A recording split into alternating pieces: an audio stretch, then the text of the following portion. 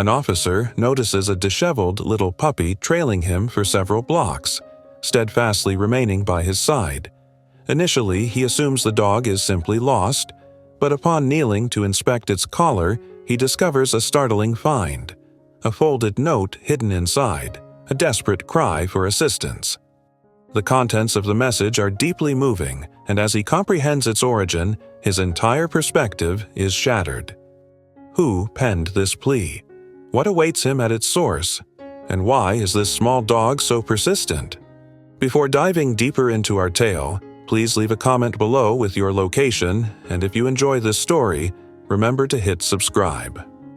Officer Carter plodded along Madison Street, weighed down by a long 12-hour shift. The street lamps threw elongated shadows onto the cracked pavement, and the chilly night breeze did little to alleviate his weariness. His thoughts were fixated on the comfort of his bed at home. A gentle padding noise drew his attention. Glancing over, he noticed a small, unkempt dog tailing him, its coat tangled and filthy. Carter dismissively waved his hand. "Go home now." The dog cocked its head but continued to follow. Carter periodically glanced back to find the dog still there, keeping a respectful distance. Its ribs were visible under its sparse fur, and its ears were mismatched, one drooping, the other upright. "I told you, go home," Carter exclaimed a bit more sternly. The dog paused briefly, then resumed its tenacious follow. After continuing half a block, Carter halted and faced the dog fully. It stopped mid-step, its eyes wide and intent. There was something in those eyes beyond mere hunger or fear, a look of earnest pleading. "Look, pal, I can't take you in. My apartment doesn't allow pets," he stated, his tone softening despite his resolve. The puppy sat down on the spot, its tail gently brushing against the pavement. Carter rubbed his face, exasperated. Something in the dog's earnest gaze pulled at his emotions. He crouched down, cautiously reaching out his hand. The puppy recoiled slightly but remained in place, shaking a bit.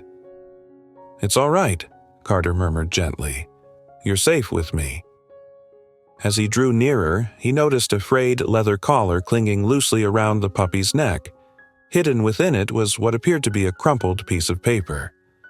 Carter cautiously extracted it, his voice remaining calm to keep the puppy at ease. The puppy watched him intently as he struggled to smooth out the folded note under the faint streetlight. His heart skipped a beat as he deciphered the scrawled, childlike script.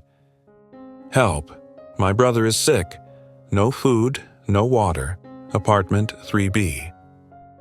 A surge of adrenaline replaced Carter's fatigue. His pulse quickened as the gravity of the message sank in. He glanced at the puppy, now on its feet, its tail wagging with a tentative hope. With no time to waste, Carter started sprinting, the puppy energetically keeping pace, leading the charge with renewed vigor. Their footsteps reverberated off the desolate streets as they hurried forward, driven by the urgent plea and the courageous little dog who wouldn't be deterred. The apartment building they approached cast a foreboding shadow, its facade marred by peeling paint and windows crudely patched with cardboard. The puppy guided him through the derelict entrance, past a malfunctioning security door dangling from its frame. Inside, the dim buzz of faulty fluorescent lights filled the air, casting a pallid light over the dingy corridor, the once vibrant floral wallpaper now peeled back in sad, drooping layers. A musty odor pervaded the atmosphere, mingling with another, unidentifiable scent. Carter's boots thudded against the deteriorated linoleum as they ascended to the third floor. His senses heightened, every step tightening the knot in his stomach. The sound of the puppy's nails tapping ahead echoed through the hallway until it paused at a door marked with faded brass numbers. 3B. Carter knocked assertively, the sound seemingly swallowed by the oppressive stillness of the building. He paused, his ears straining for any hint of movement from within. Silence loomed. "Police!" Carter shouted louder, pounding on the door again. The door shook within its frame, yet no sounds came from inside. The puppy at his side started to whine, scratching at the door with growing anxiety. Carter tested the doorknob, only to find it firmly locked. The absence of any noise from the apartment was unsettling, ominously silent and heavy. His seasoned instincts as an officer told him that something was profoundly wrong. His heartbeat quickened as he stepped back, weighing his next move. The puppy's distressed whines intensified. Resolved, Carter took a deep breath, squared his shoulders, and delivered a strong kick near the lock. The door flew open with a loud snap. Immediately, an overwhelming stench of decay, soured food, unwashed bodies, and general neglect assaulted his senses, nearly causing him to retch. As his eyes adapted to the dim interior, the light from the hallway illuminated the room like a beacon. In a shadowed corner of what appeared to be a living room, he spotted them. A small boy, perhaps 8 years old, huddled against the wall. His arms protectively encircled a bundle that Carter quickly recognized as an infant. The boy's large eyes, wide and fearful, shone in his emaciated face, his lips chapped and his clothing draped loosely on his thin body. The baby, clutched to his chest, breathed rapidly, its cheeks flushed with fever. Pressing closer to the wall, the boy trembled visibly but kept his gaze fixed on Carter, filled with both terror and a flicker of hope. Carter approached slowly, ensuring his movements were calm and non-threatening. He crouched a few feet away, trying to appear as unimposing as possible. "Hey there," he spoke in a gentle tone. "I'm Officer Carter. I'm here to help you." The boy's hold on his sibling tightened, his hands turning pale from the pressure. As Carter extended a soothing hand, the boy flinched sharply, his head hitting the wall with a soft thud. In that tense moment, the puppy rushed past Carter and directly to the boy, wagging its tail energetically as it began to nuzzle and lick the boy's face. This small gesture of kindness from the dog seemed to penetrate the boy's shell of fear. His stiff posture slowly eased and the shakes subsiding somewhat. Tears started to stream down his face, washing away the grime and revealing the vulnerability beneath. Carter swiftly pulled out his phone and dialed 911, maintaining a composed tone as he urgently requested medical assistance. While awaiting their arrival, he conducted a swift inspection of the apartment, each observation weighing heavily on him. The kitchen cabinets were bare, their doors ajar as if in a silent plea for food. Inside the fridge, a lone, expired milk carton lay neglected, its contents spoiled. A threadbare mattress was pushed into a corner, its springs exposed through the tattered fabric, and a crib sat nearby, its sheets dirty and surrounded by scattered, filthy bottles. His attention was drawn to a crumpled note discarded in the trash can. He carefully flattened it out, feeling a knot form in his stomach as he read the desperate, scribbled message. "We can't do this anymore. No money, no jobs. We'll find help and come back. Just take care of your brother. Be strong." Anger and sorrow clenched Carter's jaw as he held the paper, its edges creasing in his tight grip. This wasn't a plea for temporary relief. It was a stark abandonment. These children were left to survive on their own, the older boy burdened with responsibilities far beyond his years. As the sound of sirens approached, the grim reality of the situation struck Carter forcefully. These boys had been left utterly alone, with no family, no support system, and no one to ensure their safety. As the sirens neared, Carter made a silent vow to the boys huddled together in the corner. They would not face the future alone anymore. The paramedics arrived swiftly, their equipment clattering as they entered and quickly began assessing the situation. The infant, alarmingly still in his brother's embrace, was gently lifted by a medic onto a stretcher. "Severe dehydration," one medic announced to his partner, checking the baby's vitals. "Possible organ failure. We need to move fast." At the sight of his brother being taken away, the older boy's fear intensified. He leapt up, his small hand grasping and clutching at Carter's sleeve, his fingers entwined in the fabric with desperate force, seeking reassurance in the midst of chaos. "It's okay," Carter reassured the boy, gently covering his hand with his own. "They're here to help your brother. We need to let them work, okay?" The boy clung to Carter's sleeve even as they walked down to the ambulance, his legs trembling, his body quivering with each step. Sensing his struggle, Carter didn't hesitate to lift him up, carrying him the rest of the way down the stairs with the puppy following loyally at their side. Inside the ambulance, the paramedics were swift and efficient, hooking up the baby to IV lines and monitoring devices. Carter took a seat on the bench. The older boy squeezed tight against his side, their fingers intertwined. The puppy, sensing the distress, curled up in Carter's lap, its eyes never leaving the boy. The only sounds were the beeps of the medical equipment and the paramedics' occasional terse instructions. As the minutes ticked by, the boy's grip on Carter tightened. Eventually, in a hushed, fearful tone, he asked, "Is my brother going to die?" Carter squeezed back, a reassuring pressure.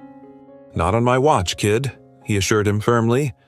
"These paramedics are the best at what they do. They're going to take great care of him." The boy nodded slightly, his gaze fixed on his brother lying on the stretcher. The puppy softly whined and stretched out to lick the boy's hand, coaxing a faint smile from him. Upon arriving at the hospital, the scene shifted into a flurry of motion as the paramedics rushed the baby into the ER, spouting off medical jargon to the awaiting doctors.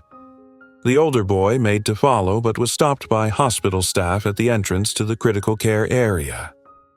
No, he protested, his hold on Carter tightening. "I need to stay with him. He needs me." Carter knelt to be eye level with the boy. "The doctors need room to work, but we'll stay close by. I promise we won't go anywhere," he explained softly. Two social workers, identifiable by their badges and business attire, approached them. The older one, notepad in hand, while the younger offered a gentle smile towards the boy. "We just need to ask a few questions," the senior social worker began, her tone professional yet soothing. The boy instinctively pressed closer to Carter, visibly shaking. The puppy, ever vigilant, positioned itself protectively between them and the social workers. Carter met the eyes of the social workers, aware of their intent gaze and the gravity of their role. He felt the boy's fingers dig into his arm, his fear palpable as he faced the possibility of being separated from his sibling. In that moment, Carter began to contemplate a significant decision. Under the stark hospital lights, they sat in the bustling waiting room, the boy's grip on Carter's sleeve never easing, his eyes flickering nervously at the passing hospital staff. The puppy, a constant source of comfort, thumped its tail against the floor in sync with the boy's heightened anxiety, occasionally lifting its head to offer a reassuring nuzzle. "Feeling hungry?" Carter inquired gently, interrupting the profound silence enveloping them. The boy denied it, yet his stomach's loud rumble contradicted him. Digging into his pocket, Carter retrieved a granola bar left over from his earlier work shift. "It's important to stay strong," he advised. The boy took the bar with hands that quivered, clutching tightly to Carter's sleeve with his other hand. He nibbled on the granola bar slowly, almost as if he was relearning the taste of food. Sitting opposite them, Sarah Brooks, the social worker, occasionally peered up from her stack of documents. Carter was acutely aware of her scrutinizing gaze, dreading the upcoming decisions that might separate the siblings. After a tense wait, a doctor clad in blue scrubs approached them, causing the boy to tighten his hold on Carter's sleeve as they rose to meet him. "Your brother is now stable," the doctor announced in a calm yet weary tone. "He came in suffering from severe dehydration and malnutrition, but we have started him on IV fluids and nutrients. He's frail, but showing positive signs of recovery." Relief washed over the boy, and Carter sensed a slight easing in the boy's tense posture. Nearby, a puppy wagged its tail energetically, as though it understood the positive update. Before Carter could voice any concerns, Sarah advanced, her heels clicking against the hospital's floor. "That's excellent news," she declared, then turned to address Carter and the boy. "We need to talk about what comes next. We've arranged a temporary emergency foster care placement for both of you until we can resolve this matter." The air seemed to thicken with tension as the boy's breaths hastened and he clung tighter to Carter. "No," the boy muttered, his voice breaking, his fingers gripping Carter's sleeve tighter. He raised his eyes, filled with desperation, to Carter. "Please, don't let us go." Carter looked into those pleading eyes, then at Sarah, who stood by with her clipboard expectantly. He recognized the fear mirrored in the boy's eyes, the same terror that haunted that dim apartment, the fear of being left alone, abandoned once more. The puppy whimpered quietly, pressing against the boy's legs as if to support him. In that moment, with the weight of their future hanging in the balance, Carter felt his resolve solidify. He knew what his heart had decided. Carter pulled Sarah aside into the corridor, his pulse quickening yet his tone composed. "I want to be their foster parent," he declared, noting her expression of astonishment. Both of them. Sarah repositioned her glasses, scrutinizing him intently. "Officer Carter, your bond with these boys is clear, but fostering is serious. It involves a lot of paperwork, home evaluations, and background checks." "I'm aware," Carter cut in, his tone assertive yet soothing. "I realize it's complicated, but these children need a constant in their lives, not just another stopgap. They've been let down by too many already." Sarah tapped her pen on her clipboard, her professional facade softening. "Are you fully prepared for what this entails? 2 children, both deeply affected by trauma, one barely out of infancy. It's an enormous commitment." "I have never been so sure about anything," Carter responded, locking eyes with her. "I can't fully articulate it, but I feel a profound connection to these boys that I simply can't ignore." Back in the hospital room, the boy was seated cross-legged on the bed, with the puppy nestled in his lap. His finger gently brushed the dog's fur, eyes locked on his infant brother in the crib nearby. The soft beeping of medical monitors filled the serene space. Carter re-entered carrying a paper bag brimming with food from the cafeteria, the aroma of hot soup and freshly baked bread permeating the room. He noticed the boy's watchful eyes tracking every movement as he laid out the meal. "Here you go, buddy," Carter offered, passing him a bowl of soup and half a sandwich. The boy received them with caution, as though they might vanish. Carter tactfully ignored the boy swiftly hiding half the sandwich under his pillow in a swift, well-rehearsed motion, a telling sign of past hardships. Carter's throat tightened with emotion, but he maintained a light tone. "Don't worry, there's plenty more where that came from. Eat as much as you like." The boy cast a doubtful glance at Carter, then at the stashed sandwich, hesitantly retrieving it. The puppy, sensing the mood, wagged its tail in support. As darkness enveloped the hospital, the corridors quieted.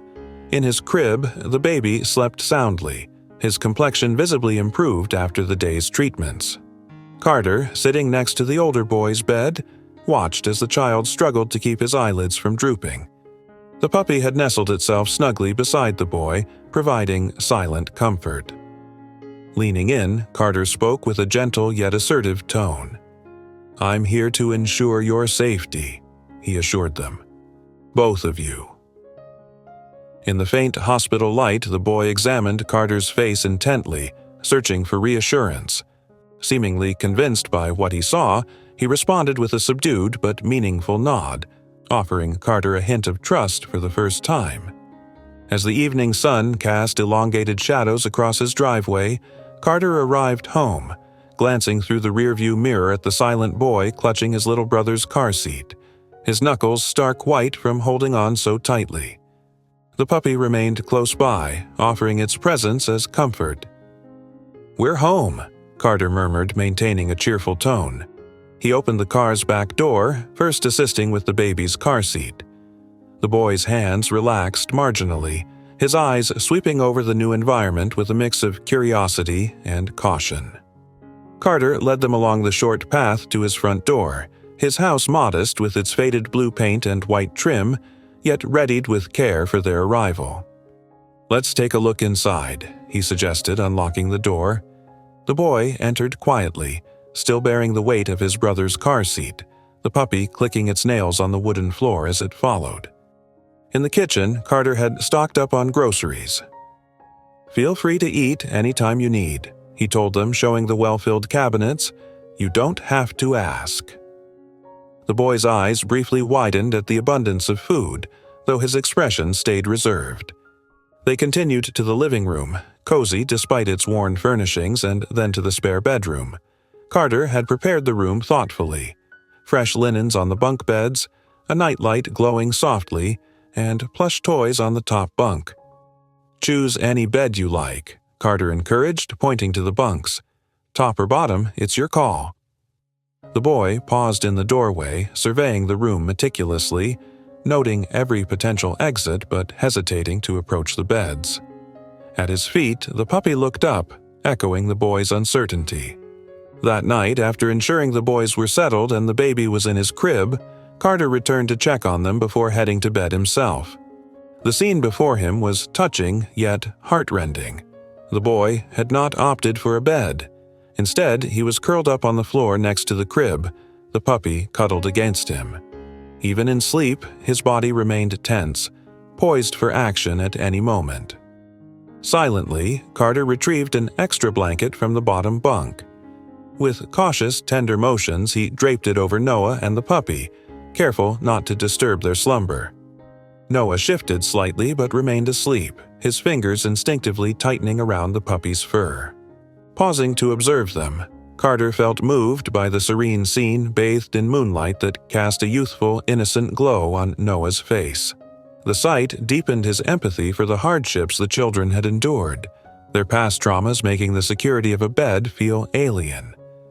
As dawn broke, sunlight flooded the kitchen where Carter was busy at the stove, turning pancakes until they were perfectly golden. The enticing smells of butter and maple syrup permeated the room. He had risen early, eager to prepare a nourishing breakfast for the boys. Turning from the stove, Carter noticed Noah seated at the kitchen table, posture stiff, with hands neatly placed in his lap.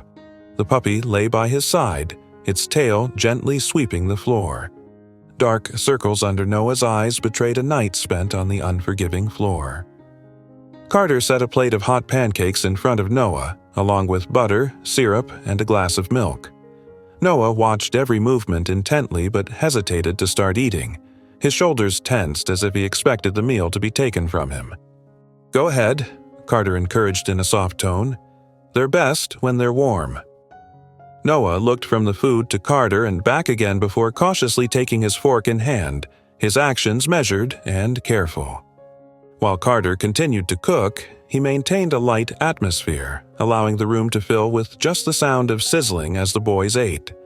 Sensing the right moment to break the ice further, Carter laid down his own fork, his voice gentle and inviting. "What's your name, kid?" The question seemed to weigh heavily in the air.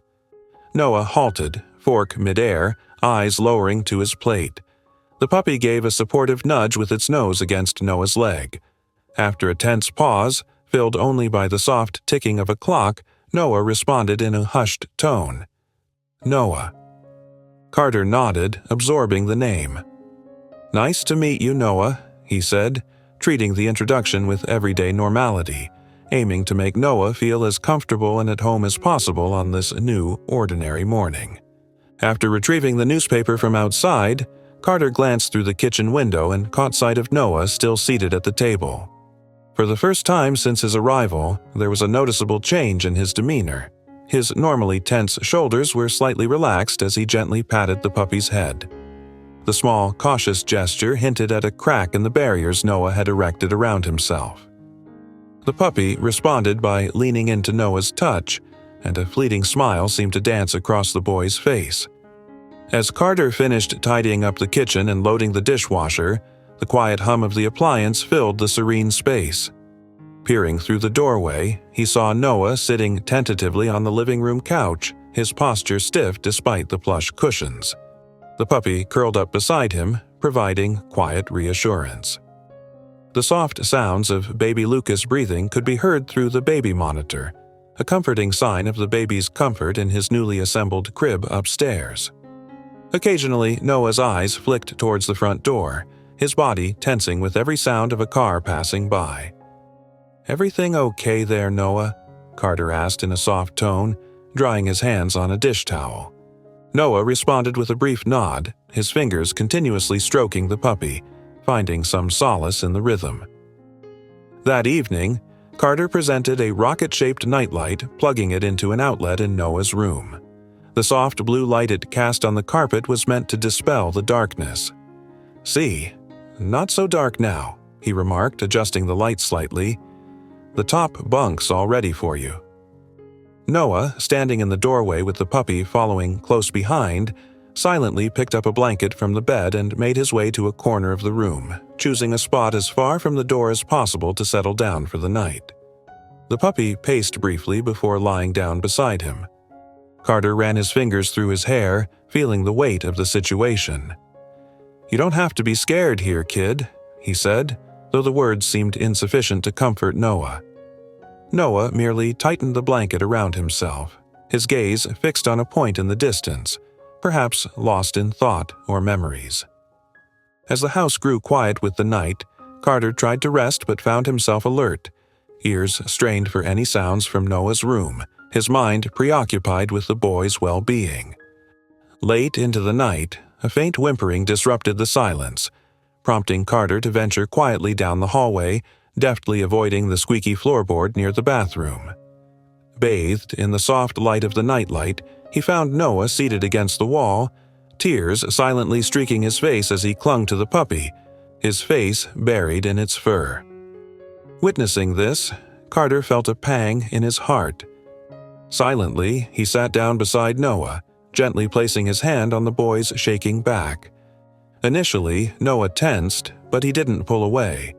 Together, they remained in the dimly lit room, surrounded by the quiet sounds of Noah's uneven breathing and the puppy's soft breathing. As time wore on, Noah's breaths grew steadier and his body gradually relaxed into sleep, his head eventually resting against Carter's arm. The puppy, too, adjusted itself, stretching comfortably across both of their laps. Carter remained motionless, soaking in the peaceful sound of Noah's breathing, a subtle yet significant sign of burgeoning trust between them. It was a small step, but a meaningful one. The next morning, the kitchen was alive with the aroma of pancakes as sunlight streamed through the windows. For the first time, Noah confidently approached the table and sat down without hesitation, Hero following closely and settling under the chair. Lucas's cheerful sounds filtered down from the upstairs baby monitor. When Carter went to pick him up, Lucas greeted him with a beaming smile and playful tugs at his face. Hero playfully weaved between their legs as they descended the stairs, clearly responding to his name with enthusiasm. Later, amidst the hustle and bustle of the mall, Noah clung tightly to Carter's sleeve, his anxiety palpable in the crowded environment. Carter maintained a reassuring touch on Noah's shoulder, his presence a calming force as they moved to a less crowded part of the department store. Lucas remained content in the shopping cart, curiously reaching for colorful items passing by. Although Hero stayed at home, Noah's frequent glances around hinted at his missed presence. In the toiletries aisle, they paused before a display of toothbrushes. "Go ahead," Carter encouraged Noah, noting the array of vibrant toothbrushes. Noah looked between the toothbrushes and Carter, seemingly overwhelmed by the freedom to choose.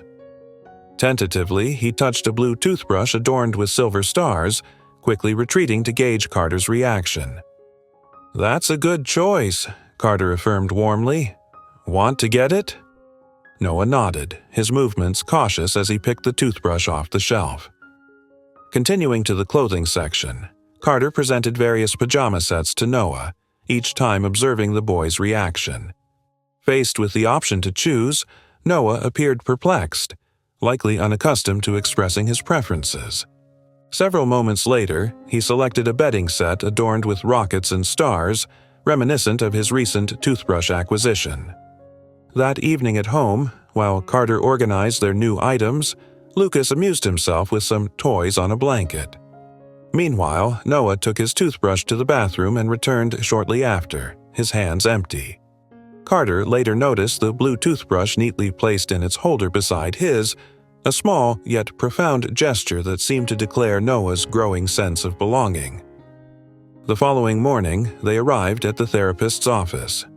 Noah sat stiffly next to Carter, his shoulders tight and his complexion ashen. With Hero unable to join them inside, Noah appeared even more exposed. "Let's go, buddy," Carter coaxed softly, opening the car door for Noah, who remained seated, clutching the seatbelt. The imposing brick building cast reflections of the early sunlight through its glass doors. As they neared the entrance, Noah's breathing became rapid. He halted at the door, anchoring himself to the spot. "I don't need to talk," he whispered, eyes fixed on his tattered sneakers. Carter crouched to meet Noah's gaze, observing the strain on the boy's face and the tightness of his jaw, signs of the fear he tried to mask. "You don't have to talk if you don't want to," Carter reassured him, his tone even and supportive. "I'll be right here waiting for you." Noah glanced at Carter, his eyes searching for sincerity, and upon finding it, his posture relaxed slightly. In the waiting area, Carter perched on a stiff plastic chair as Noah entered the therapist's room. The room was quiet except for the ticking of the wall clock. Carter reluctantly opened the manila folder he had been avoiding, Noah's case file. It contained a distressing history. Incident reports from neighbors disturbed by the sounds of distress, inconsistent emergency room visits for ailments that could have been avoided, and nearly non-existent school attendance records showing Noah had hardly been to school beyond first grade before being withdrawn completely. As Carter sifted through the distressing details of eviction notices and unpaid bills, the stark reality set in. While other children his age were immersed in books and games, Noah had been mastering the art of survival. Post-session, Noah appeared visibly drained, with red-rimmed eyes and a slight crack in his usually composed demeanor. He approached Carter closely, almost touching shoulders as they left the building. The ride home was enveloped in silence, with Noah resting his forehead against the car window, his reflection mirroring a fragility that was new to Carter. Softly, almost inaudibly, Noah asked, "You're not going to leave, right?" The weight of his question filled the car. Clenching the steering wheel, Carter's response was firm. "Never." Noah's response was a simple nod, his gaze still fixed outside, his expression torn between hope and skepticism. Later that night, after a long shift, Carter arrived at a dark, quiet house. Expecting to find Noah on the couch with Hero, either engrossed in a library book or the television, he was met instead with silence. The TV off, Hero's spot empty. His heart pounding, Carter called out, "Noah?" As he moved through the house, each room eerily silent. With no reply, he hurried upstairs, finding Lucas asleep but Noah's bed noticeably vacant. Panic seeping into his fingers, Carter frantically checked every possible hiding spot. A small, scared boy could be anywhere. But finding nothing, he dashed back downstairs. It was only then, glancing through the kitchen window, that he spotted a small silhouette on the back steps. Relief flooded Carter as he spotted Noah outside, the boy gazing up at the stars with an intensity that tugged at his heartstrings. Hero faithfully nestled beside him. "I thought maybe they'd come back," Noah murmured, his back still to Carter, his voice carrying a fragile timbre. Carter settled next to him on the chilly concrete step. "Your parents?" he asked gently. Noah nodded, hugging his knees tighter to his chest. "They won't," he uttered, his voice breaking slightly before he forced a swallow. "I know that," he hesitated, his words trailing off. "I just don't know what I'm supposed to do now." Hearing the vulnerability in Noah's voice tightened Carter's chest with empathy. He draped an arm around Noah's slender shoulders, drawing him close. "You don't have to figure this out by yourself," he reassured quietly. "You have me." Initially, Noah tensed within his embrace, then gradually he relaxed, his head resting against Carter's shoulder, allowing himself to be comforted for the first time. Hero snuggled in closer, adding his warmth to the silent, supportive moment under the stars. The following morning, the rising sun threw long shadows down the school walkway as they parked. Noah, sitting next to Carter, gripped the straps of his backpack, his knuckles turning pale. They watched through the windshield as other children hurried into the school, their laughter and chatter seeping through the glass. "Ready?" Carter prodded softly. Noah managed a slight nod, although his hunched shoulders and small frame spoke of his reluctance. Side by side, they approached the school entrance, Noah's pace dwindling with each step. Around them, children dashed and shouted, their lively interactions stark against Noah's quietude. Each burst of noise saw him flinch and press closer to Carter, seeking solace in his proximity. The school hallway was bustling with vibrant colors and children's creations. Noah's new teacher, Mrs. Chen, stood by the classroom door, greeting him with a warm smile. She had visited their home the previous week to ease Noah's transition, yet he stiffened as she approached. "Good morning, Noah," she greeted him gently. "We're so glad you're here." Noah gave a small nod, his gaze fixed on the floor. Inside the classroom, Mrs. Chen introduced him to his peers, all of whom turned to look at him with curiosity. Standing at the front, Noah remained motionless and silent, his expression deliberately neutral. When Mrs. Chen asked if he wanted to introduce himself, he quickly shook his head no. The rest of the morning was a whirlwind of activities and quiet directions. At lunchtime, Noah chose a secluded table in the cafeteria corner. He unpacked the lunch Carter had prepared, sandwich, apple slices, and cookies, but left it untouched.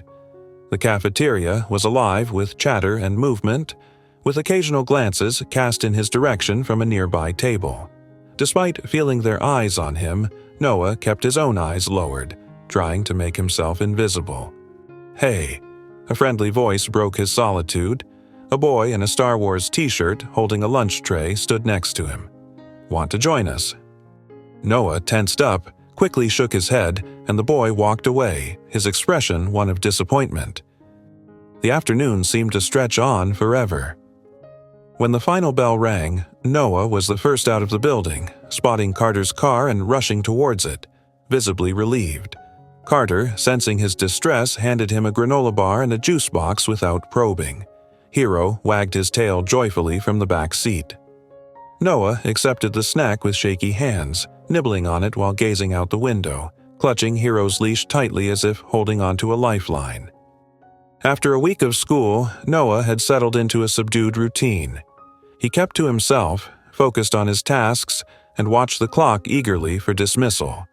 The attempts from other kids to engage him had dwindled, suiting him just fine. As he walked home with Hero by his side, the leash felt reassuringly warm in his grip. With Hero's company, the walk turned from a chore into a moment of tranquility, the autumn breeze softly stirring the leaves around them. The tranquility of Noah's walk home was abruptly broken by mocking laughter from behind. "Hey, look, it's the new kid," a voice taunted, "the one living with the cop." Noah's muscles tensed, but he quickened his pace without looking back. Hero, sensing his unease, pressed closer to his side. "Is that supposed to be a dog?" another voice sneered. "Looks more like a street rat." 3 older boys, 8th graders recognizable from school corridors, blocked his path with smirks plastered across their faces. "Figures the orphan kid has a mutt," the tallest boy mocked. "What's wrong? Couldn't afford a real dog." Noah clenched his jaw, remaining silent while tightening his grip on Hero's leash. The dog issued a low growl, picking up on the hostile atmosphere. "Maybe it followed him home 'cause they're both strays," another boy jeered, laughter following his cruel words.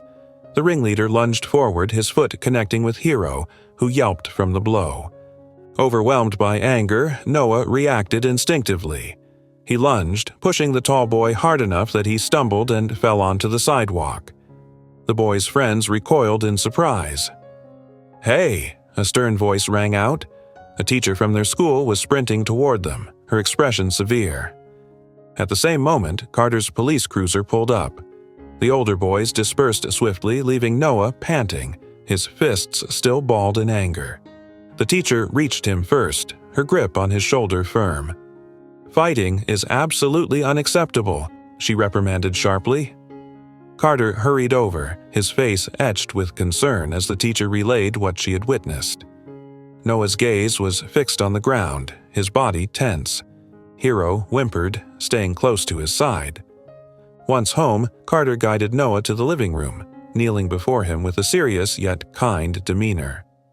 "I'm not mad," he began softly, "but violence isn't the solution." Noah's hands remained clenched. "He hurt Hero," he protested, his voice choked with emotion. Carter exhaled deeply, his hand brushing through his hair. "I understand, but protecting someone doesn't always require fighting." Noah turned away, frustration evident in his tight jaw. His past had conditioned him to fight. It was the only way he knew how to defend Lucas. The notion that there might be other ways to handle threats felt utterly foreign to him. The playground was alive with the sounds of children laughing and playing games like tag and soccer. From his vantage point at the school fence, Carter watched Noah through a gap in the chain links, feeling a pang in his heart as he saw the boy lingering on the fringes of various groups, shoulders hunched, never fully engaging.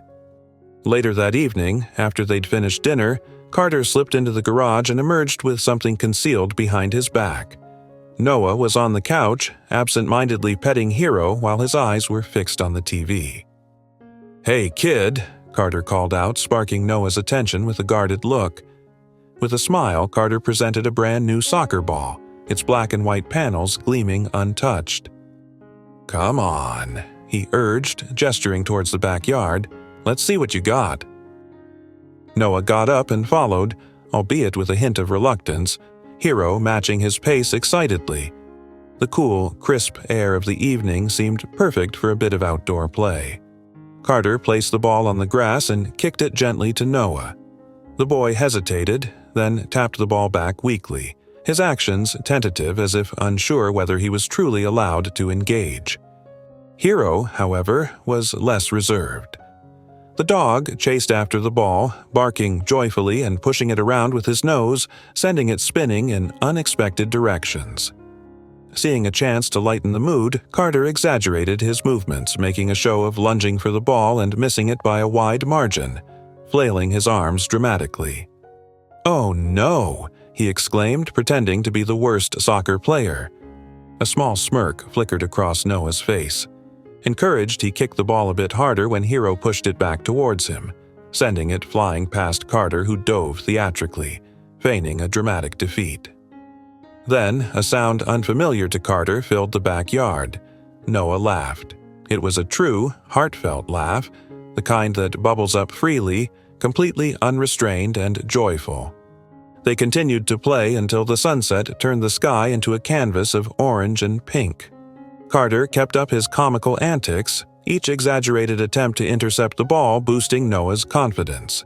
Hero, ever enthusiastic, weaved around their legs, barking and adding to the joyful chaos.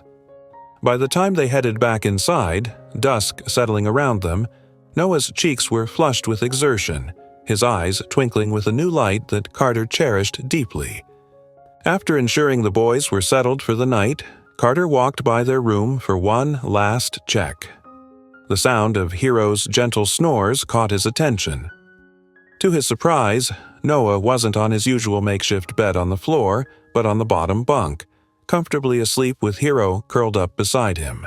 This shift, though small, marked a significant milestone for Noah, filling Carter with a quiet sense of triumph. Later, as Carter sorted paperwork in the kitchen, his phone vibrated with an incoming call from an unknown number. Hesitating only momentarily, he answered. "Hello?" he said, pushing the papers aside. A prolonged silence followed, then a tentative, frail voice emerged. Is Noah okay?" Instantly tense, Carter recognized the voice as Noah's mother's from past voicemails tied to the case. He walked to the back porch for privacy, closing the door softly behind him. "Why are you calling?" he demanded, his tone low and controlled. The woman on the line faltered, her voice thick with urgency. We've been trying to get better," she said quickly, her plea laden with desperation. "We didn't mean to leave them so long. Things got so hard we couldn't think straight, but we're different now. We've been working, saving money." Carter clenched his teeth, memories of Noah's and Lucas's hardships flooding his mind, their dire conditions upon discovery, Lucas's hospitalizations, the neglect they'd suffered. "You abandoned them," he interjected sharply. "You left an 8-year-old to care for a baby, with no food, no water, nothing. Noah doesn't need false hope from you now, please." She persisted weakly. "I'm their mother. I just want to see them. Just once." But Carter had already decided, ending the call with a firm click, his hand trembling with a mix of anger and protectiveness. He breathed deeply, calming himself before returning inside. During dinner, Noah was unusually quiet, his food untouched as he moved it aimlessly around his plate. Though he seemed unaware of the phone call, his subdued mood suggested a deeper unease. Hero, sensing his distress, nudged him gently, trying to offer comfort. Noah absently petted the dog, his gaze distant and pensive. Hero whined softly, pressing closer, as if to remind Noah of the steady presence beside him, grounding him amid the swirling storm of his thoughts. All evening, the question weighed on Carter's mind like a persistent fog. Should he reveal the details of the phone call to Noah? The boy appeared unusually distant, listlessly pushing his green beans aside and hardly touching his chicken. Even Hero, who normally managed to coax a laugh from Noah with his antics for scraps, only elicited a faint smile this time. While they tidied up post-dinner, Noah absent-mindedly toweled off the dishes passed by Carter. The room was filled only with the sound of clattering dishes and Hero's soft footsteps as he lingered near his 2 favorite humans. Then, breaking the quiet, Noah's small voice emerged. "Do you think they're ever coming back?"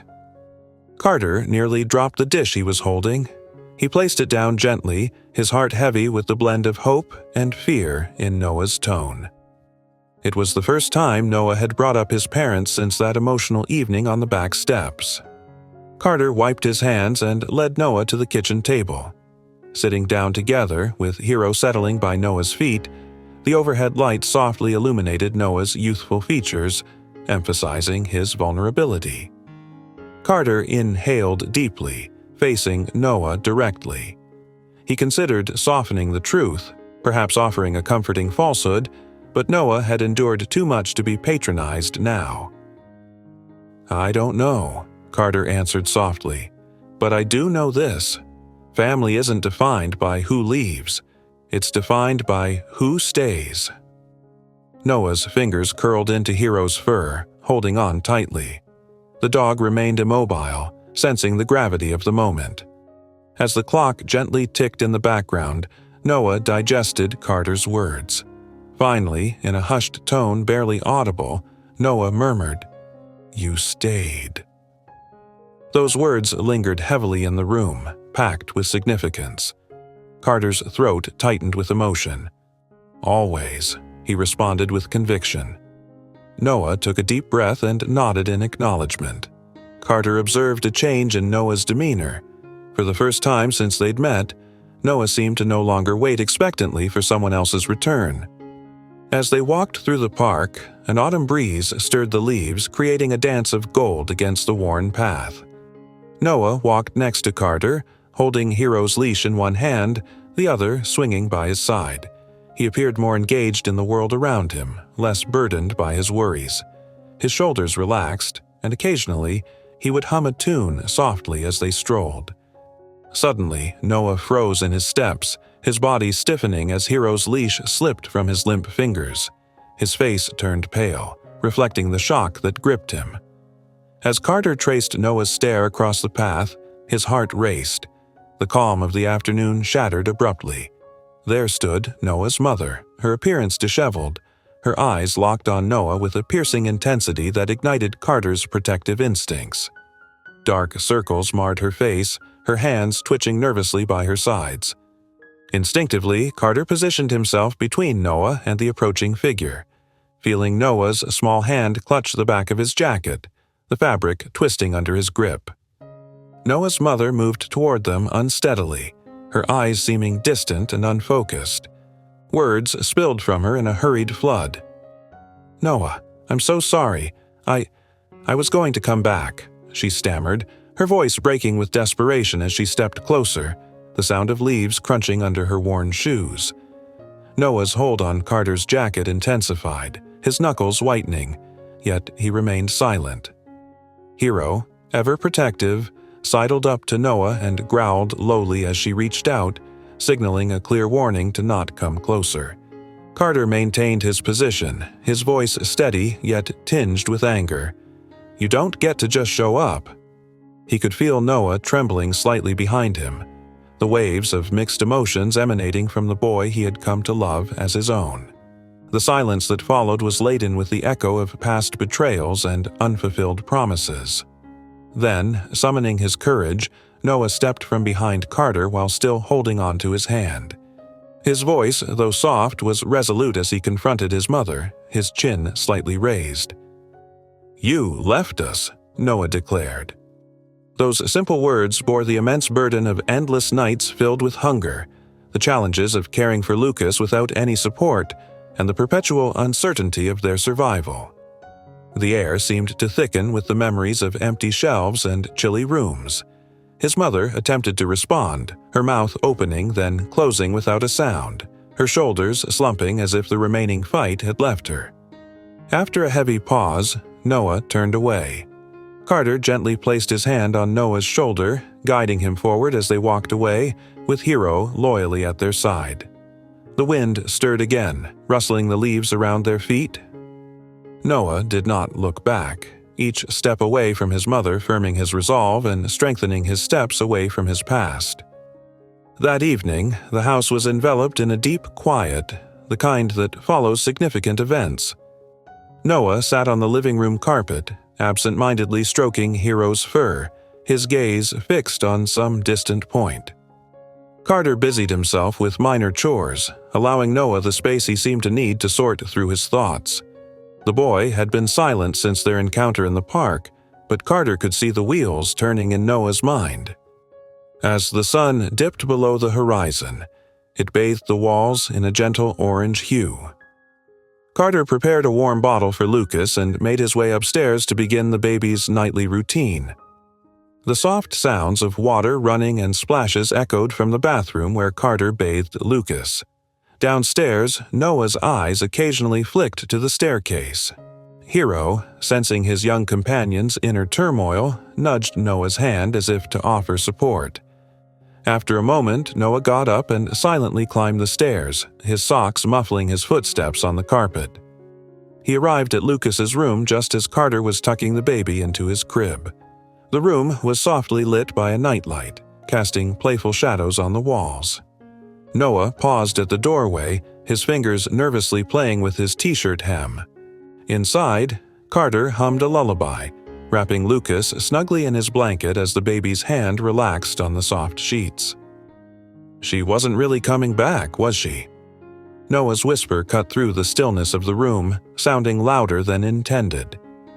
Carter paused and turned toward him, noting the mix of pain and realization on Noah's face, a look of someone seeking confirmation despite already knowing the truth. Carter motioned to the bench by the window, and after a brief hesitation, Noah joined him, with Hero settling by their feet.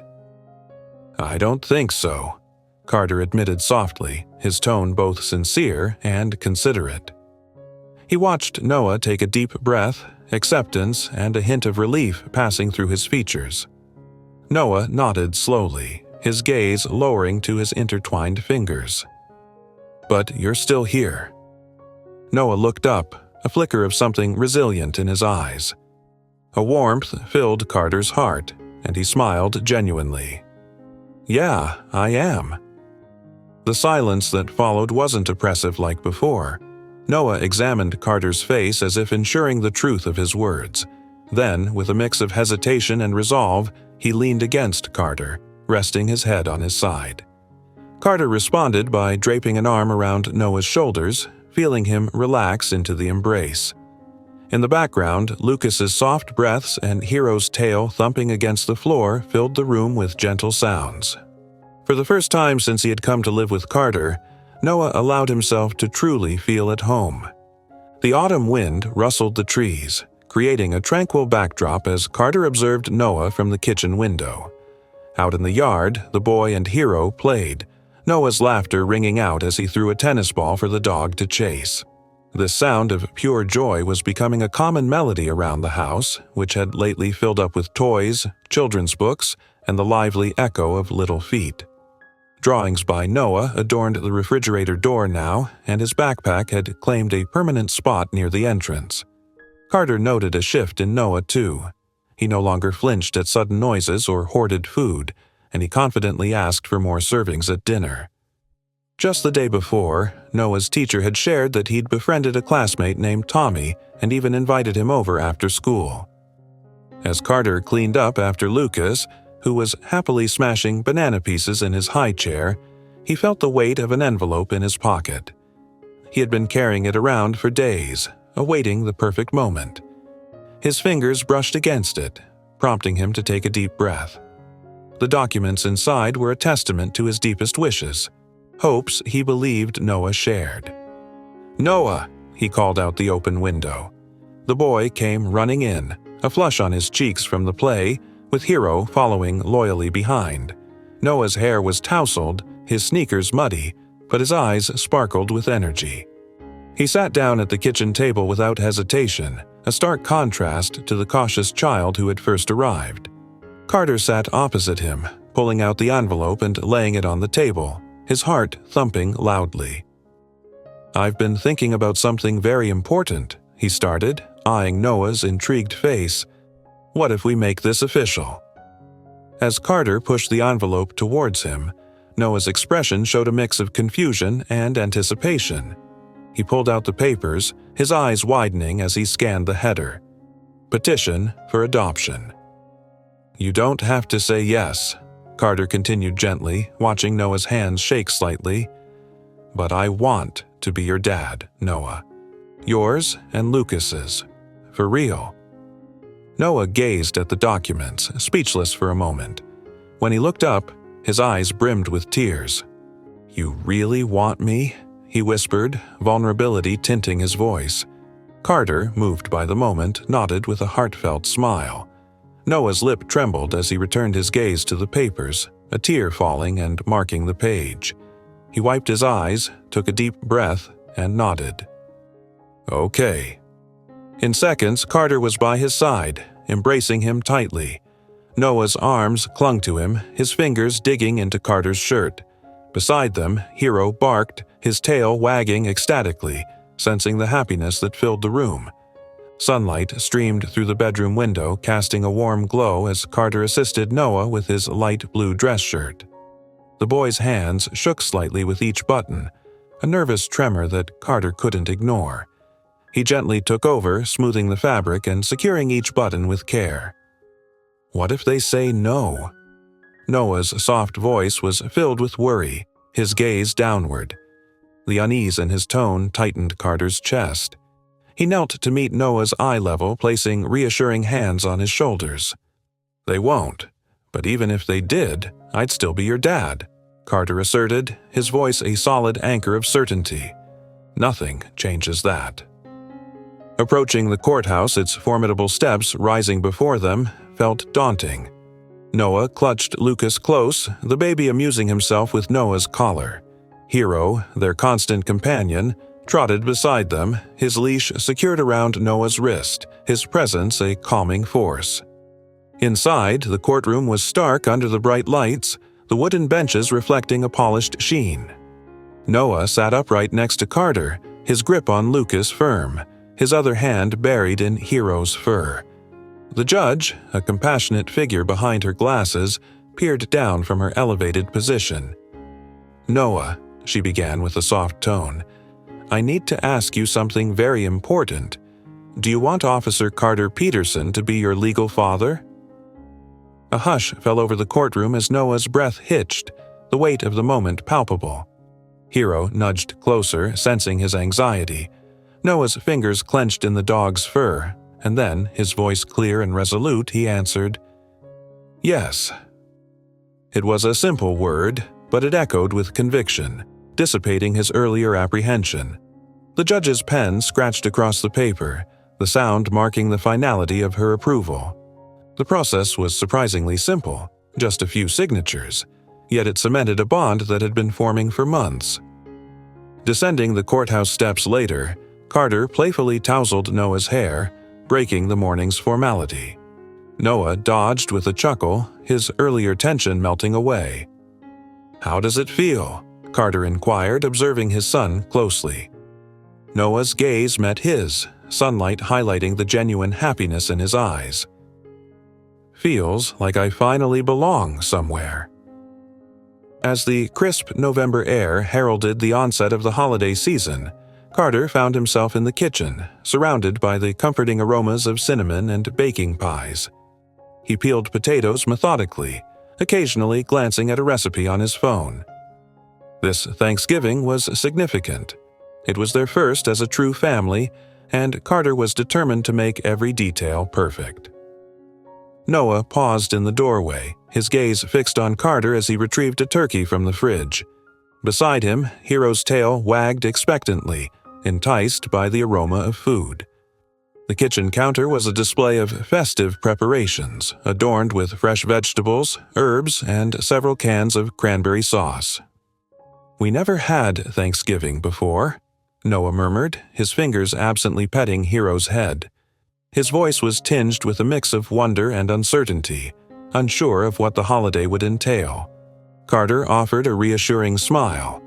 "Well then, we'll make this one extra special." He motioned towards the array of ingredients. "Want to help me peel some potatoes?" By afternoon, the house buzzed with the sound of friendly chatter as Carter's closest friends gathered. Officer Sarah from the precinct brought homemade rolls, and Carter's partner Mike arrived with his wife and their 2 kids. The usually oversized dining table now felt just right, crowded and cheerful. Steam wafted from the perfectly roasted turkey as everyone took their seats, Lucas squishing sweet potatoes in his high chair, Hero contentedly thumping his tail under the table. "Before we eat," Carter announced, "I thought we could go around and share what we're thankful for this year." He beamed at his friends as they voiced their gratitude for family, health, and friendships. When it was Noah's turn, he seemed uneasy with the attention. His fingers fidgeted with his napkin, eyes downcast. After a brief pause, he said quietly, "I guess I'm thankful for Hero." Carter cocked an eyebrow, his expression playfully skeptical. "Just Hero?" Noah's cheeks colored with embarrassment. He glanced up at Carter, then quickly looked down again. With a shy voice, he added, "And you." The evening continued with warm conversations and second helpings of pumpkin pie. As the guests departed, Noah, unasked, took his dishes to the kitchen. He reached up to place his plate in the sink, a simple act that marked a significant change in him. From the doorway, Carter watched, his heart full, recognizing the profound growth in Noah. On the kitchen counter, a crisp white envelope lay untouched, its presence a stark contrast to the festive mood. Carter's stomach tightened as he eyed the familiar, flowing script on the front, handwriting that had once left behind nothing but a hasty note and 2 heartbroken boys. He picked up the letter, its weight seeming immense in his hands. For a long while, he wrestled with what to do. A part of him wished to shield Noah from further hurt, tempted to make the letter vanish. However, he knew that wasn't the answer. Noah had the right to choose, to face whatever message lay within. Carter's resolve hardened. It was time to trust Noah's strength, to let him decide his own path forward. That evening, after tucking Lucas into bed, Carter approached Noah, who was absorbed in a book on the couch, Hero nestled at his side. He sat down next to him, the envelope in hand. "Noah," he began softly, "there's something here for you. It's from your mother." Noah's attention shifted from his book to the envelope, his face losing color yet his expression guarded, a defense mechanism Carter knew all too well. "You don't have to read it if you don't want to," Carter reassured him, offering an out. Noah accepted the envelope with hands that trembled slightly, Hero nuzzling closer, sensing his unease. Noah held the envelope, turning it over in his hands, hesitating before finally opening it with deliberate care. Inside, the pages were filled with dense script. Carter watched Noah's reactions closely, prepared to offer comfort, yet Noah's face showed a controlled, detached calmness as he read. After finishing, Noah methodically folded the papers, placing them on the coffee table. The room was quiet until Noah broke the silence, his voice low but clear. "She wants to see me," he revealed. "Says she's sorry, that she's changed now." He paused, skepticism shadowing his features. "She doesn't mean it." Carter observed him intently. "How can you tell?" "Because," Noah responded, his fingers threading through Hero's fur, "it's the same thing she used to tell Lucas when he cried. That tomorrow would be better, that she'd fix everything." He took a deep breath, his voice firming. But she never did. Carter felt a complex swell of pride and sorrow. Pride in Noah's insight and maturity. Sorrow for the circumstances that necessitated it. "You don't have to decide anything right now," he said gently, his hand resting reassuringly on Noah's shoulder. "Take your time to think about it." Noah nodded in agreement, yet his resolved gaze suggested he had already reached a conclusion. Later, as Carter walked past the kitchen, he noticed Noah discarding the letter in the trash with a decisive motion. No second glances. He then walked away, Hero following loyally behind, toward the bedroom where his younger brother lay sleeping, and where he knew his dad would always be there come morning. The fallen leaves in their yard signaled a year since a ragged puppy had led Carter to 2 forsaken children. Now, as Noah assisted Lucas with his unsteady steps in the living room, with Hero playfully circling them, Carter found it hard to recall life before their arrival. Noah had undergone a significant transformation. The shadows in his eyes had vanished, replaced by serene assurance. His previous habits of hiding food and flinching at sudden noises had disappeared. Now, when Carter tousled his hair or embraced him briefly, Noah would comfortably settle into the gesture rather than stiffen. Lucas had grown from a frail infant into a plump toddler, his laughter permeating the house. His initial words were, "Noah," and shortly after, "Hero," though it sounded more like, "Hey you."